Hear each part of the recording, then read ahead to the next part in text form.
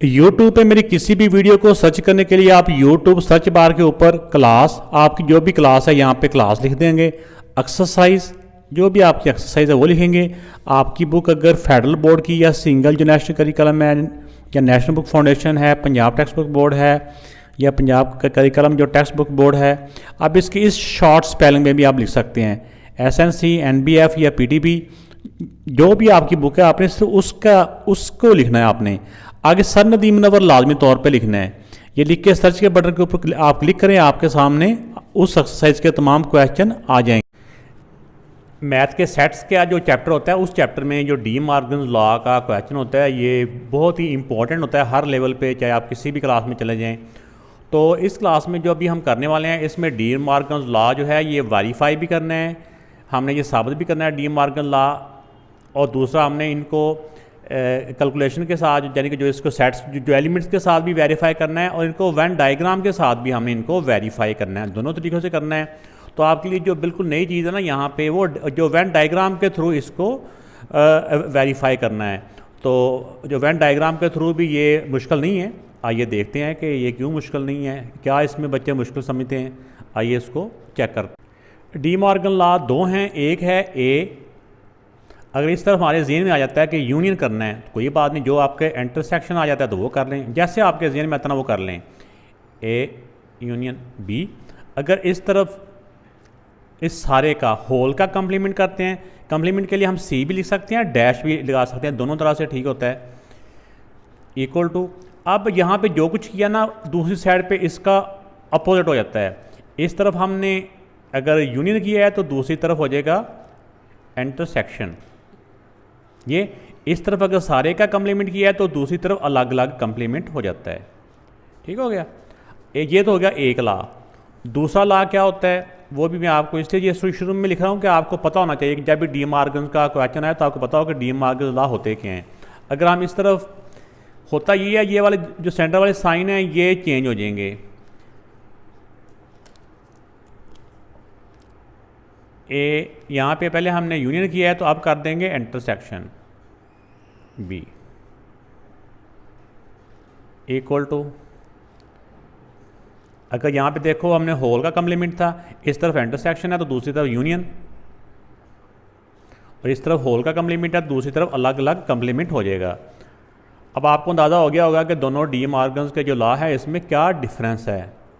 ठीक है, तो हम पहले एक लॉ फाइंड करते हैं, वेरीफाई करते हैं, फिर दूसरा लॉ वेरीफाई करेंगे। तो ये बेटा इनके दोनों ए बी सेट है, और जब भी कंप्लीमेंट का क्वेश्चन आता है ना उसमें यूनिवर्सल सेट लाजमी तौर पे होता है। तो यूनिवर्सल सेट ए सेट और ये बी सेट है। तो जैसा कि हमने देखा इसके दो लॉ हैं डी मॉर्गन्स के, तो पहले हम ये एक लॉ फाइंड कर लेंगे, पहले जौन सा मर्जी कर लें, लेकिन जो हमने तरतीब की है उसी तरतीब से कर लें तो बेहतर होता है। तो सबसे पहले हम इसका लेफ़्ट साइड को सॉल्व करेंगे। लेफ़्ट हैंड साइड हमारी क्या है, A union B whole complement. तो जब भी कंप्लीमेंट सारे का होता है, होल का होता है, ये मैंने पहले भी बताया कि चाहे हम डैश भी लगा सकते हैं या हम इसको ऊपर सी भी लगा सकते हैं, छोटा सा। कंप्लीमेंट के लिए दोनों साइन ही यूज़ होते हैं। तो पहले हम अगर होल कंप्लीमेंट हो, सारे के ऊपर हो, तो पहले ब्रैकेट के अंदर वालों को सॉल्व किया जाता है। पहले ए यूनियन बी मालूम करेंगे, पहले ए सेट आ जाएगा फिर बी सेट आ जाएगा। तो अब दोनों सेटों का यूनियन का मतलब क्या होता है कि दोनों सेटों के तमाम एलिमेंट्स को हमने नीचे एक ही सेट के अंदर इकट्ठे कर लेना है। अगर नंबर्स हैं हम इनकी तरतीब कर सकते हैं तो तरतीब कर देंगे तो बहुत अच्छा हो जाएगा। 1 इधर है, 2 इधर है, 3 इधर है, 4 इधर है। तो अगर हम गौर करें तो ये सारे 14 तक सारे नंबर ही हैं। इस तरफ सारे ऑड वाले हैं, ताक नंबर हैं, इस तरफ सारे इवन हैं जिनको हम उर्दू में हम कहते हैं जुफ्त नंबर हैं। तो ये सारे 1 4 5 इस तरह ये सारे चलते चलते ये 14 तक कंप्लीट काउंटिंग इस तरह आ जाएगी। अब इसके ब्रैकेट के अंदर वाले का तो आंसर आ गया। अब हमने मालूम करना है इसका कंप्लीमेंट। तो इसका कंप्लीमेंट कैसे मालूम करेंगे, जिसका भी कंप्लीमेंट मालूम करना होता है, ए यूनियन बी का हमने कंप्लीमेंट करना है, तो इसका मतलब होता है कि यूनिवर्सल में से ए यूनियन बी का आंसर जो आया है उसको हम माइनस कर देंगे। ठीक है, तो इसका आंसर जो है ना हम पहले निकाल चुके हैं ये वाला, तो पहले यू सेट लिख लेते हैं और फिर ए यूनियन बी का जो आंसर है ये लिख लेते हैं। तो ये बेटा यूनिवर्सल सेट आ गया, 1 से लेके 15 तक सारी की सारी गिनती है, काउंटिंग है माइनस, और ए यूनियन बी 1 से लेके 14 तक सारी काउंटिंग है। तो डिफरेंस का मतलब यही होता है कि नीचे वो वाले एलिमेंट आने हैं जो पहले सेट में हैं और दूसरे सेट में नहीं हैं। अब देखिए इसमें 1 से लेके 14 तक इधर भी हैं, इधर तो 15 तक है ना, तो 1 से लेकर 14 तक इधर भी हैं, 1 से लेकर 14 तक इधर भी हैं। लेकिन जो 15 एक नंबर है ना, 15 नंबर इधर है लेकिन 15 इस तरफ नहीं है, तो लिहाजा इसका जो आंसर आएगा ना वो 15 ही आएगा। ठीक हो गया, ये तो आ गया इसका लेफ़्ट साइड का आंसर। तो इसकी मेरे ख्याल में डायग्राम भी आपको साथ ही बना के दिखा दी जाए। सबसे पहले वेन डायग्राम के लिए हमने एक रेक्टेंगल बनानी होती है, चाहे स्केल के साथ बना लें या फ्री हैंड के साथ ही बना लें। एक्चुअली रेक्टेंगल होता है यूनिवर्सल सेट। इसके बाद हमने इसके जो दोनों सेट होते हैं उन दोनों सेटों के एलिमेंट्स को देखना होता है ज़रा एक सरसरी सी नज़र कि इसके एलिमेंट्स की आपस में क्या कोई एलिमेंट साझे हैं या एक दूसरे के साथ आपस में मिल रहे हैं, कोई इसका या नहीं मिल रहे। अगर ए और बी दोनों सेटों को देखें तो दोनों के एलिमेंट्स जो इसके ए के हैं वो बी में नहीं हैं, जो बी के हैं वो ए में नहीं है, इनके कोई एलिमेंट भी आपस में सेम नहीं है। अगर कोई भी एलिमेंट सेम ना हो दो सेटों का ए और बी का, उनका जो सर्कल बनेंगे ना वो सर्कल अलग अलग बनेंगे, आपस में एक दूसरे के ऊपर से ओवरलैप नहीं होंगे। ऐसे करके ए को आप ए कह लें, दूसरे को आप बी कह लें। ए के अंदर ए के एलिमेंट लिख लें और बी के अंदर बी के एलिमेंट लिख लें, ठीक है ना। बाकी यूनिवर्सल सेट भी है, यूनिवर्सल सेट के भी इसके अंदर एलिमेंट हैं तो वो भी यहाँ पे लिख लेते हैं। तो अब देखें कि जो ए सेट था, ए सेट के अंदर ये वाले एलिमेंट थे और बी सेट के अंदर ये वाले एलिमेंट थे, लेकिन 15 भी था। यूनिवर्सल सेट है, यूनिवर्सल सेट के अंदर 1 से लेके 15 तक सारे नंबर हैं, यूनिवर्सल में 1 से लेके 15 तक सारे हैं। अब इसमें देखें ये 1 से लेके 14 तक ए और बी में सारों को मिलाएं ना, ए और बी के सारों को मिलाएं तो 1 से लेके 14 तक बनते हैं। तो लेकिन जो 15 है वो इनके अंदर नहीं आता, तो 15 को इधर लिख देंगे। ये जो रेक्टेंगल होते हैं ना ये यूनिवर्सल सेट है, तो यूनिवर्सल सेट के अंदर जितने भी एलिमेंट होते हैं ना, इस वाले रेक्टेंगल के अंदर जितने भी एलिमेंट हैं वो यूनिवर्सल सेट के एलिमेंट ही हैं। तो इसके अंदर यूनिवर्सल सेट के अंदर ये भी एलिमेंट है, यूनिवर्सल के ये भी एलिमेंट है, यूनिवर्सल सेट के ये भी एलिमेंट हैं, लेकिन जो ए के अंदर है वो सिर्फ ए के हैं, जो बी के अंदर है वो सिर्फ बी सेट के एलिमेंट्स हैं। तो अब इसको मैं 2 स्टेप में आपको करवा देता हूँ ताकि शायद आपके लिए आसानी हो। इसमें देखें कि एक तो ये है कि A union B, A union B का मतलब होता है ए और बी दोनों सेटों को इकट्ठा करना होता है। हमने पहले भी देखा यूनियन में दोनों को हमने इकट्ठा करना होता है। तो जब वेन डायग्राम करते हैं ना तो वेन डायग्राम में यूनियन में उन दोनों सेटों को ही शेड करना होता है, ठीक है ना। ये शेड हो गया किसका, ये हो गया। यहाँ पे हम लिखेंगे भी कि जहाँ पे इस तरह की लाइनिंग हमने की हुई है ये ए यूनियन बी का आंसर है, लेकिन इसके बाद हमने कंप्लीमेंट जो हमारे लिए नई चीज़ है ए यूनियन बी के कंप्लीमेंट का आंसर निकालना है। तो वो तो आंसर हमने निकाल लिया, लेकिन वेन डायग्राम में ये होता है कि यूनिवर्सल सेट में से, यूनिवर्सल सेट कौन सा है कि वेन डायग्राम में ये सारी रेक्टेंगल है, इसमें से ए यूनियन बी वाला जो हिस्सा ना वो निकाल देना है। जिस तरह हमारे पास एक गत्ता होता है ना, बड़ा गत्ता होता है, या उसमें से कुछ खास पीस हमने कटिंग करके निकाल देना होता है, बाकी जो बचेगा ना वो हमें चाहिए होता है। तो अब इसमें यह है कि ए यूनियन बी का हिस्सा हमने यूनिवर्सल सेट में से निकाल देना है। तो इसी तरह अब इस पूरे में से ए यूनियन बी का हिस्सा हम निकाल लेंगे, बाकी जो आंसर बचेगा ना वो हमारे ए यूनियन बी कंप्लीमेंट का आंसर होगा। तो अब क्योंकि हमने कलर तो किया हुआ है यहाँ पे, इसके अलावा ए और बी के अलावा बाकी सारा हमारा आंसर है। यानी यहाँ पे हम ये वाला कलर करेंगे ना, ग्रीन कलर करेंगे, ग्रीन कलर वाला हमारा जो आंसर होगा कि यानी कि जहाँ जहाँ ग्रीन कलर होगा वो हमारा A union B whole complement का आंसर होगा। तो हम यहाँ पे मुख्तलिफ अंदाज से ये लाइनिंग भी कर सकते हैं और कलर भी कर सकते हैं। इन सर्कल्स के अलावा ये सर्कल से बाहर ये सारी लाइनें हो रही हैं, यानी कि इस सारे ग्रीन कलर के अंदर जो नंबर आना वो हमारा सिर्फ 15 आ रहा है, 15 हमारा आंसर है ना। तो इन सर्कल ए और बी के अलावा बाकी सारा हमारा A union B whole complement का आंसर है। अब इसी तरह हम इसकी जो इसकी राइट साइड है उसको सॉल्व करते हैं। तो अब राइट हैंड साइड में ए कंप्लीमेंट इंटरसेक्शन बी कंप्लीमेंट है, तो तो जब अलग अलग कम्प्लीमेंट होता है ना, तो पहले हमने इनका अलग अलग आंसर निकालना है। जब दोनों का आंसर आ जाएगा, उन दोनों के आंसर का हमने इंटरसेक्शन मालूम करना है। आइए पहले ए कम्प्लीमेंट मालूम करते हैं और फिर हम बी कम्प्लीमेंट मालूम कर लेते हैं। ए कम्प्लीमेंट क्या होता है, यूनिवर्सल में से ए सेट को माइनस करेंगे, और बी कम्प्लीमेंट क्या होता है, यूनिवर्सल में से अगर बी सेट को माइनस करेंगे तो बी कम्प्लीमेंट का आंसर आ जाए। तो अब देखें ये सारा बेटा यूनिवर्सल सेट है और ये ए सेट है। अब इसका हमने इनका डिफरेंस मालूम करना है। तो डिफरेंस का मतलब क्या होता है कि नीचे वो वाले एलिमेंट आएंगे जो पहले सेट में हैं और दूसरे सेट में नहीं हैं। ये देखिए ये 1 से लेकर 15 तक सारी काउंटिंग है, इधर सिर्फ ऑड नंबर हैं। तो कौन से नंबर इधर हैं जो इधर नहीं हैं? इधर देखें कि ये वाले जो जितने भी इसमें आ रहे हैं ना इवन नंबर, वो सारे इधर तो हैं, लेकिन इवन वाले इधर नहीं हैं। ऑड वाले तो दोनों तरफ हैं, इसलिए वो ऑड वाले तो नहीं आएंगे। 2 इधर है, उधर 2 नहीं आएगा। 4 ये कि 3 इधर है, 3 उधर नहीं है, ये नहीं आएगा। 4 इधर है, 4 उधर नहीं है। इसी तरह 5 दोनों तरफ है, 5 नहीं आएगा। 6 इधर है, 6 उधर नहीं है। इस तरह 8 भी देखेंगे, 8 इधर है, उधर 8 नहीं है। इस तरह बाकी 9 तो है ना, जो ऑड वाले हैं वो उधर भी हैं, इसलिए वो ऑड वाले इधर नहीं आएंगे। जो ताक वाले वो नीचे नहीं आएंगे। 10 भी उधर नहीं है। इसी तरह 12 भी उधर नहीं है। इस तरह 14 भी उधर नहीं है। तो ये ए कम्प्लीमेंट का आंसर ये वाला आ गया। अब इसी तरह हम बी कम्प्लीमेंट का आंसर मालूम कर लेंगे। तो ये ऊपर वालों के आगे था आंसर 2, 4, 6, 8, 10, 12, 14 एंड 15। 15 भी इधर था, उधर 15 नहीं है। अब इसके देखिए, अब इनका भी जब डिफरेंस करेंगे तो पहले जो एलिमेंट जो पहले सेट में हैं और दूसरे में नहीं हैं वो सारे नीचे आ जाएंगे। तब इसमें देखें कि इसके अंदर सारे इवन नंबर हैं, इसके अंदर ऑड नंबर भी हैं, इवन भी हैं, सारी हैं 1 से लेकर 15 तक सारी हैं। तो अब देखें इसमें 1 इधर है, उधर 1 नहीं है, ये 1 भी इधर आ जाएगा। 2 दोनों तरफ है, 2 नहीं आएगा। 3 उधर नहीं है, इधर है। इधर 4 है, उधर भी 4 है, 4 नहीं आएगा। 5 उधर नहीं है। इस तरह 6 उधर भी है, 7 उधर नहीं है। इस तरह 9 उधर नहीं है, 11 उधर नहीं है, इधर है। 13 उधर है, 13 उधर नहीं है। इस तरह 15 इधर है, 15 उधर नहीं है। अब बेटा हमारा ये ए कम्प्लीमेंट का आंसर भी आ चुका है ये वाला, और ये हमारा बी कम्प्लीमेंट का आंसर आ चुका है। अब हमने इन दोनों का ए कम्प्लीमेंट का और बी कम्प्लीमेंट का हमने इंटरसेक्शन मालूम करना है। आइए इसको देख। ये ए कम्प्लीमेंट का आंसर आ गया जो भी हमने ऊपर मालूम किया है, और ये बी कम्प्लीमेंट का आंसर आ गया।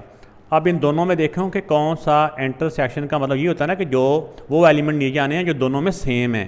तो जिसमें सिर्फ 15 है जो कि दोनों सेटों में आ रहा है, बाकी इसमें सारे इवन नंबर है, इसमें सारे ऑड नंबर हैं और कुछ भी कॉमन नहीं है।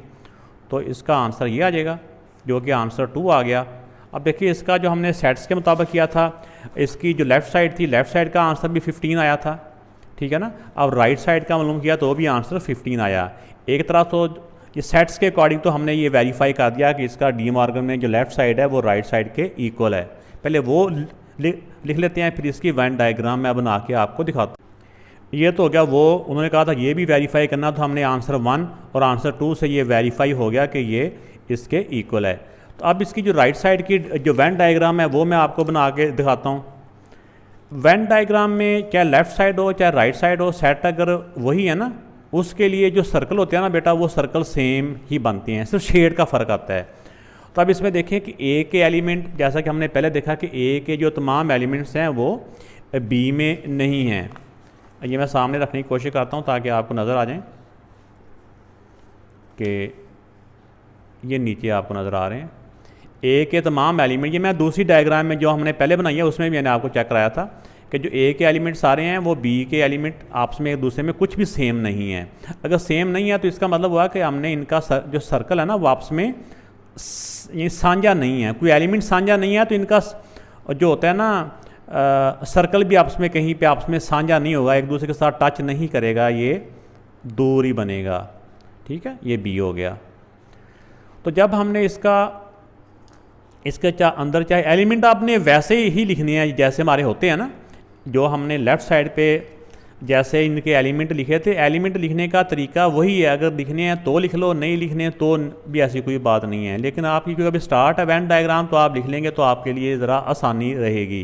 पहले मैं इसके वेन डायग्राम अंदर लिख लेता हूँ, इसके एलिमेंट अंदर वेन डायग्राम के लिख लेता हूँ। ए के अंदर ए के एलिमेंट, बी के अंदर बी के। तो ये ए सेट हो गया, ये बी सेट हो गया। अब यूनिवर्सल सेट के अंदर 1 से लेके 15 तक नंबर्स थे, तो इस सारे के अंदर ये 1 से लेके 14 तक तो इसके अंदर आ जाते हैं, लेकिन 15 जो इन दोनों में नहीं है, जो बच जाते हैं ना यूनिवर्सल के एलिमेंट, वो यूनिवर्सल सेट के अंदर आएंगे, क्योंकि जो 15 है ना वो ए में है ना बी में है, तो ये 15 है। तो अब जब इसका हमने वेन डायग्राम बनाना है ना, इसके भी वैसे दो तरीके होते हैं। एक तो होता है स्टेप बाय स्टेप बना लें, एक स्टेप, दूसरा स्टेप, तीसरा स्टेप, लेकिन इतना मुश्किल भी नहीं होता। अगर आप इसको डायरेक्ट भी बनाना चाहें तो इतना मुश्किल नहीं है। अब देखें कि अगर आप अपने ज़हन में सोचें, ए कम्प्लीमेंट का मतलब होता है कि यूनिवर्सल में से ए सेट को निकाल दें, इस सारे में से ए सेट को निकाल दें, ठीक है ना। अगर इस सारे को निकाल देंगे तो बाकी क्या बचेगा, इस सारे को निकाल देंगे, इसके अलावा ए के अलावा बाकी सारा ए कम्प्लीमेंट का आंसर होगा। ये मैं कर भी देता हूँ, चलो मैं स्टेप कर देता हूँ, लेकिन आपने ये स्टेप करने ज़रूरी नहीं है। अब इस तरह आपको समझाने के लिए, यानी ए कम्प्लीमेंट का मतलब होता है, अभी मैं आपको यहाँ पर लिख भी देता हूँ, ये आपको समझाने के लिए कि यूनिवर्सल में से ए सेट को माइनस करना है।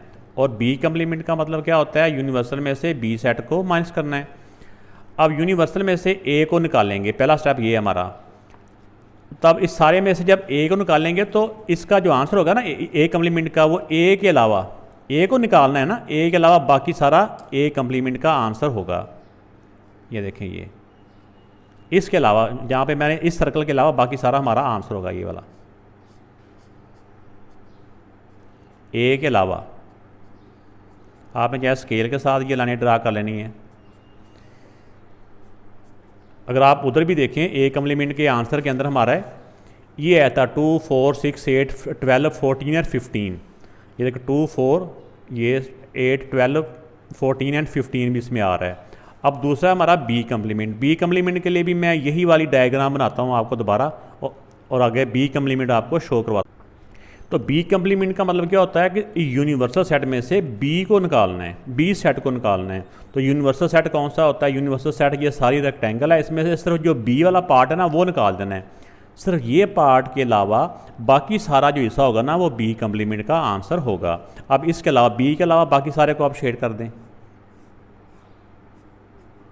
ये यहाँ पे एलिमेंट मैंने नहीं लिखे क्योंकि एलिमेंट ऊपर ही हैं, वहीं से आप देख लें चाहे आप। ये लाइनें आपने स्केल के साथ सारी बना लेनी। अब बी के अलावा बाकी सारा जो आंसर है वो हमारा बी कम्प्लीमेंट होगा, ठीक हो गया। अब अगला हमारा आंसर ये था, इसका जो आंसर हमारा जो है ना राइट साइड, वो ये है, ये वाली, कि हमने मालूम करना था A complement intersection B complement. अब अगर आप यहाँ पे देखें, इन दोनों डायग्राम को देखें, ये वाली डायग्राम ए कम्प्लीमेंट की है, यहाँ पे आप लिख भी सकते हैं ये ए कम्प्लीमेंट की है और ये बी कम्प्लीमेंट की है। यहाँ लिख भी दें कि जहाँ पे जो लाइनें लगी है ना, ये अगर आप कलर के साथ शो करना चाहते हैं तो कलर के साथ शो कर दें, तो नहीं तो वैसे भी लाइनों का मतलब है यहाँ पे एक ही तरह की लाइनें हैं, कि जहाँ पे ये लाइनें हैं वो ए कम्प्लीमेंट है और जहाँ पे ये वाली लाइनें हैं वो बी कम्प्लीमेंट है। अब इन दोनों का एरिया देखना है, इन दोनों को, दोनों शेप को सामने रखते हुए देखना है कि कौन सा दोनों का एरिया आपस में कॉमन है। कॉमन देखें, अगर इसके अंदर ये वाला सर्कल भी शेड है तो इसके अंदर वो शेड नहीं है, लेकिन इसके अंदर अगर ये वाला सर्कल शेड है तो इसमें ये वाला सर्कल शेड नहीं है। लेकिन सर्कलों के बाहर वाला एरिया दोनों डायग्रामों में शेडेड है, ऐसे ही हुआ ना। तो हमने तो कॉमन एरिया मालूम करना है ना, तो इसका कॉमन एरिया जो आ जाएगा वो इन सर्कलों के अलावा,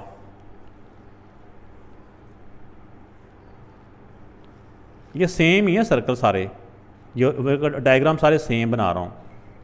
15 इधर है, बाकी एलिमेंट इसके अंदर ही हैं। तो अब इन दोनों के अंदर कौन सा एरिया जो दोनों में ही शेड हो रहा है, ठीक है ना, वो इन सर्कलों के अलावा सारा ही शेड हो रहा है। इन सर्कलों को हम शेड नहीं करेंगे, बाकी सर्कल्स के अलावा बाकी तमाम हम शेड कर देंगे।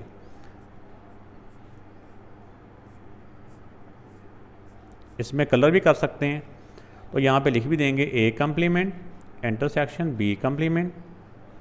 इसका आंसर जो हमारा आया है वो ये है, यहाँ पे जो हमने ये शेड किया है। तो फाइनल हमारा आंसर ये है। ये इसके स्टेप्स हैं, अगर आप करें इसका बारी बारी तो ये कम्प्लीमेंट, ये बी कम्प्लीमेंट और ये इन दोनों का कॉमन एरिया ये।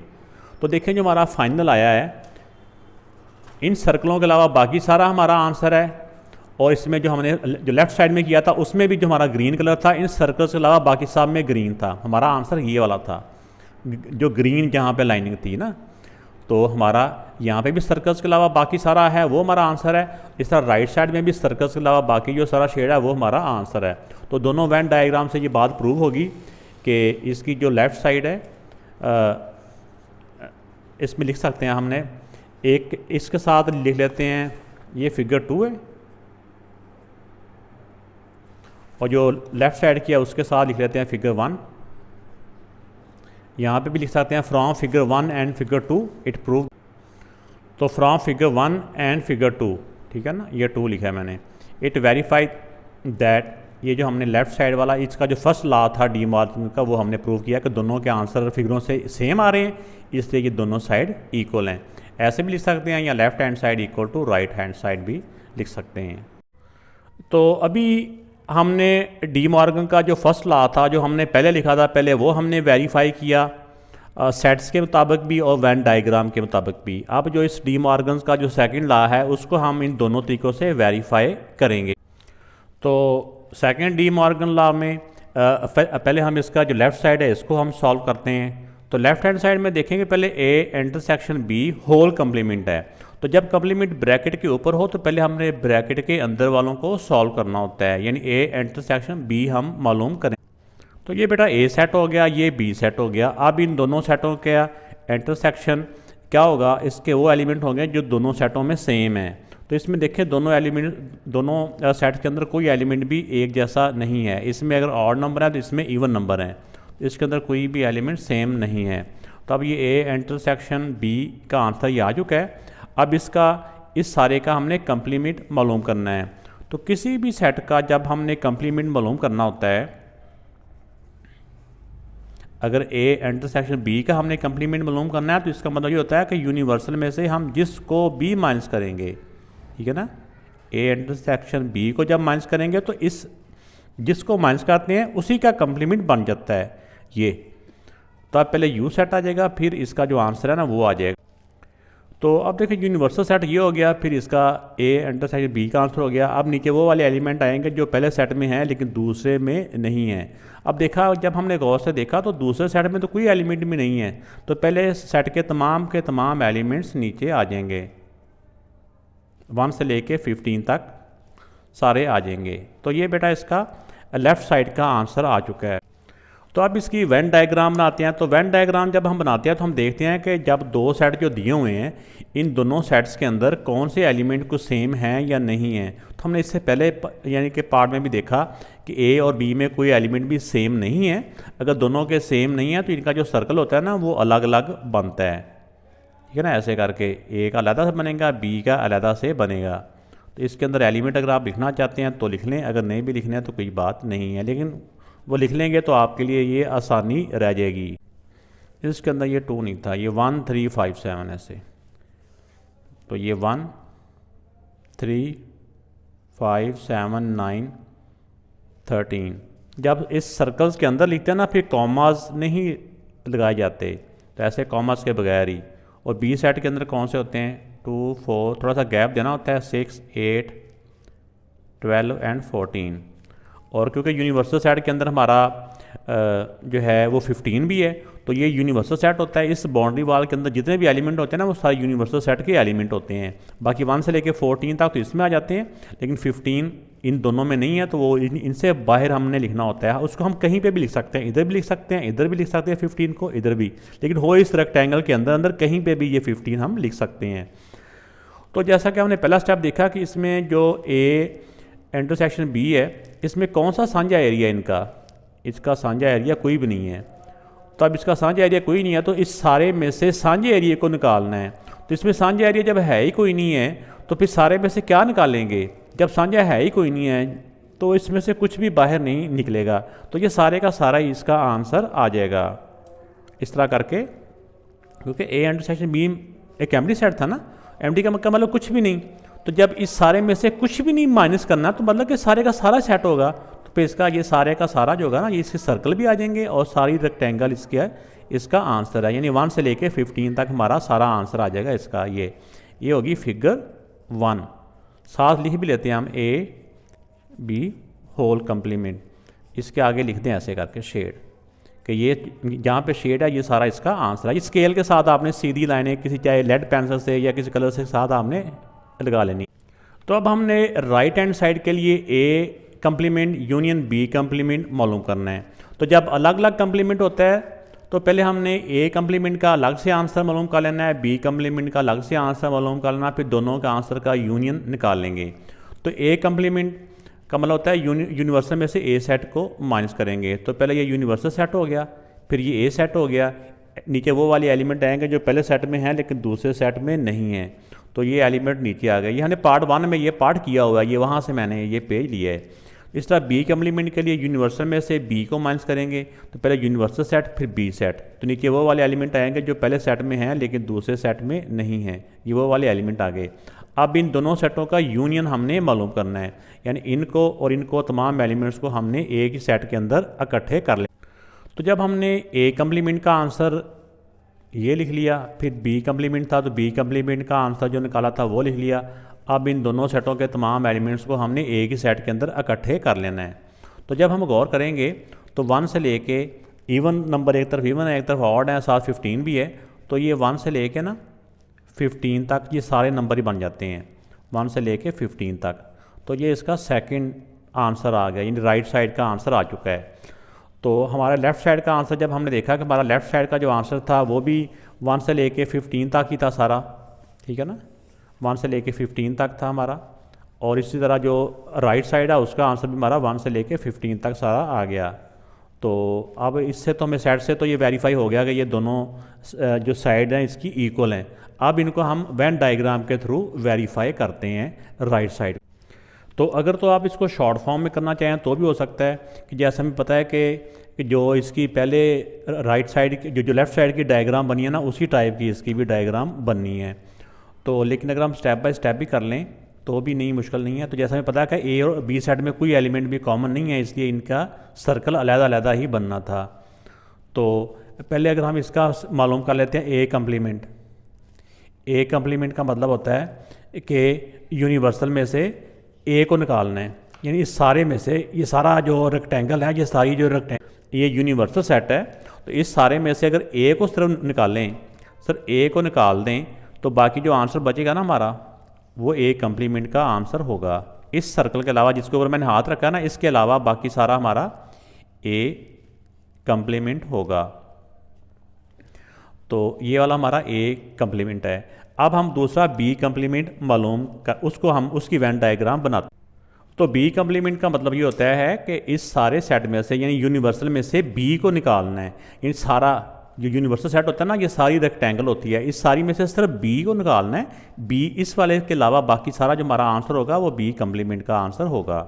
इस बी सर्कल को शेड नहीं यहाँ पे करना, यानी बी कम्प्लीमेंट के लिए बाकी सारी रेक्टेंगल को हमने शेड कर देना होता है।